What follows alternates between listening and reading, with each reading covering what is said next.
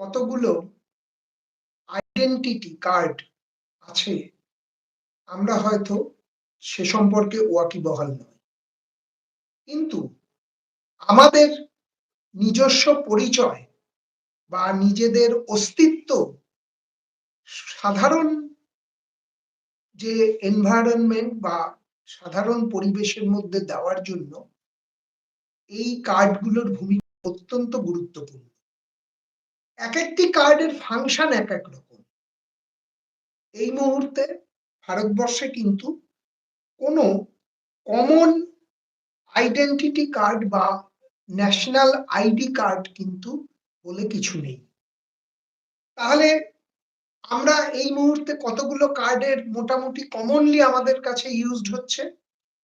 এক হচ্ছে আধার কার্ড এবং বায়োমেট্রিক সিস্টেম বা বায়োমেট্রিক এর দ্বারা নির্ধারিত সমস্ত রকমের পরিচয় এই আধার কার্ড থেকে পাওয়া যায়।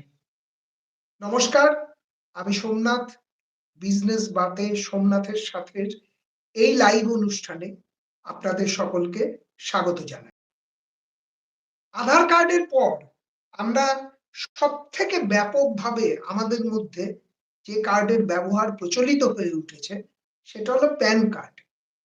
আপনার অর্থ বা সম্পদের পরিমাণ কি ধরনের আছে, কত রকমের আছে, কিভাবে সেটা আসছে, কোথা থেকে আসছে ইত্যাদি একটা হাল হকিকত পাওয়ার জন্য এই প্যান কার্ড কিন্তু ব্যবহার করার প্রচলন আমাদের ভারতবর্ষে বিগত প্রায় 2 দশক ধরে বা তারও বেশি সময় ধরে শুরু হয়ে গিয়েছে।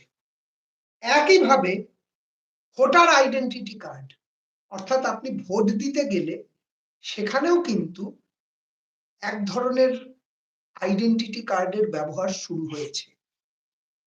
সেই আইডেন্টিটি কার্ড নিয়ে আন্দোলনও হয়েছে যাতে ভারতবর্ষ যায়।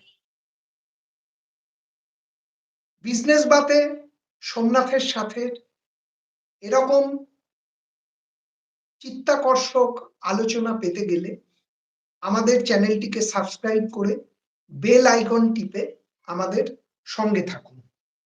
এরপরে যেটা গুরুত্বপূর্ণ হয়ে দাঁড়িয়েছে সেটা হলো ভারতবর্ষের পাসপোর্ট।